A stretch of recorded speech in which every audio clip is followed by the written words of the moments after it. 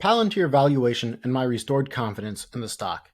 Backstory. You may have seen some of my posts around. I love looking at this company and speculating while just watching my shares go every which way. When I first invested, I had the confidence of an Olympic athlete facing a middle schooler in their field of expertise. I then wandered around listening and reading tons of investment stuff, something I had always been interested in, but in hindsight would have called myself uninformed until I read the stuff. After going through The Intelligent Investor by Peter Graham, One Up on Wall Street by Peter Lynch, and listening to many videos of Warren Buffett, Lynch, and others, I came to the conclusion that I may not have made the best decision with my money, but this has changed. After seeing the last two earnings reports, I'm so excited to have my money here. Listening to Lynch, I heard if I could avoid a single stock, it would be the hottest stock in the hottest industry. Hot stocks can go up fast. Usually they go way beyond any known indicators of value. Since there is nothing but thin air supporting them, they fall quickly. But then I caught him saying, you should remember to avoid stocks with excessively high PEs. An extremely high PE ratio is a handicap to the stock most of the time. While it might be subtle, he said most. We are more than likely beating the market with how capable Palantir has been growing and honestly how easy it will have the next 4 years. I made this due diligence that you'll see in a second on the path to meeting growth projections months ago, hoping to speculate earnings based on contracts and the earnings per customer they have. Well, today's earning call stated they are making $8.8 million a year and they added 20 new customers this quarter. This puts them at 169 contracts, and simple math of 8.8 times 169 gives them $1,487,000,000, which is a 36% growth year over year using that metric alone. But let's use their numbers to show how easy the second half of the year is for them. If quarter one is the 341 million they reported, in quarter two we just earned 375, then they have quarter three projected at 385 million, which I think is absurdly low, but I'll take it. I'm predicting more like 400 million. Well, then we can do 341 plus 375 plus 385 means their value right now, as of what they are predicting, is $1,101,000,000.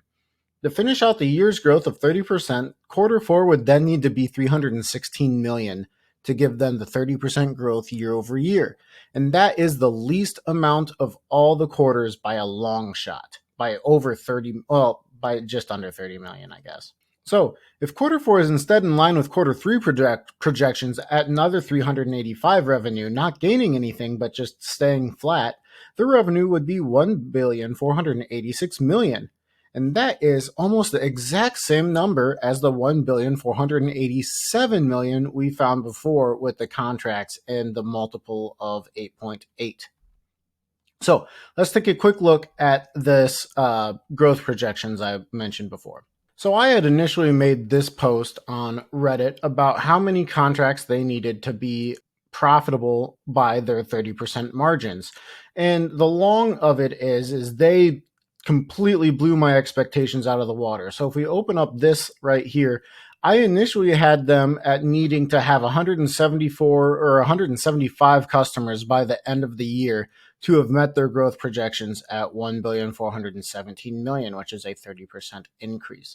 Instead, they are now only needing 161 customers, and they have more than that, meaning they are well on track to beating their 30% growth year over year, especially if they continue to increase that sales multiple from 8.8 to even higher into the 9s, or God forbid the 10s. They'd be unstoppable. So basically, it turns out that my entire thesis over here, they crushed it, but at the same time, I can kind of continue to use it to some degree as the contracts just go up in value, so does the number of contracts that they are grabbing. And yeah, if they do that, they're going to crush 30% so easily, unbelievably easily. So it gets better from there. Those new commercial clients have me giddy. I cannot contain myself. All these new companies adding Palantir are going to be spending more, much more in the near future, maybe even as soon as next year. But let's assume they all sign 3.9-year contracts, as that is the new average length of contracts that Palantir is signing. Well, That means that this growth is sustained at a minimum of where we are at for almost 4 years, along with all of them surely having options to upgrade to more uses with Apollo and other Foundry software. At this point, there is no reason not to think that contract value per customer won't keep increasing. It's insane. For those of you who remembered my original DD and are curious how many customers Palantir needed to meet growth projections based on 8.8 million per customer, it's 161. That's pretty nice considering they're at 169. Last, let me bring a few more things Peter Lynch has me giddy about. Paraphrased. Quote, the trick with fast growers is to figure out when they will stop growing. End quote. I think it's safe to say we have quite a few years of fast growth ahead and absolutely no reason not to believe in management at this time. The numbers are great. They seem to be in the second phase that Lynch has talked about. He has it stated like this, quote, the rapid expansion phase. The second phase is the safest, and this is when the stockholder makes most of their money. End quote. That's really more of a summary than a paraphrase from the One Up on Wall Street book that he wrote. And we are surely in this phase now and should be for some time to come. Some final things I got from Lynch during a re-listening to his audiobook while driving. Quote, I like to look for a company with niches. And he also states, I like to buy companies where people have to keep buying the product. Investigate whether the product that is supposed to enrich the company is a major part of the company's business. Has the company duplicated its success in more than one city or town? End quote.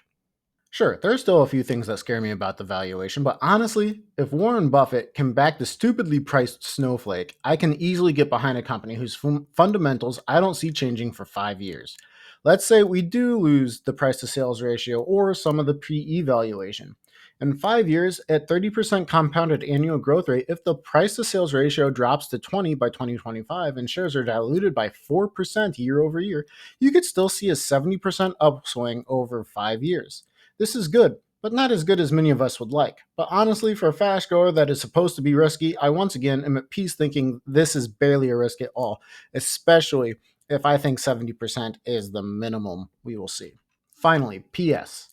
If they compound 30% for 10 years and the PS drops to 15, with still the 4% share dilution, you would still 4 times your money over 10 years.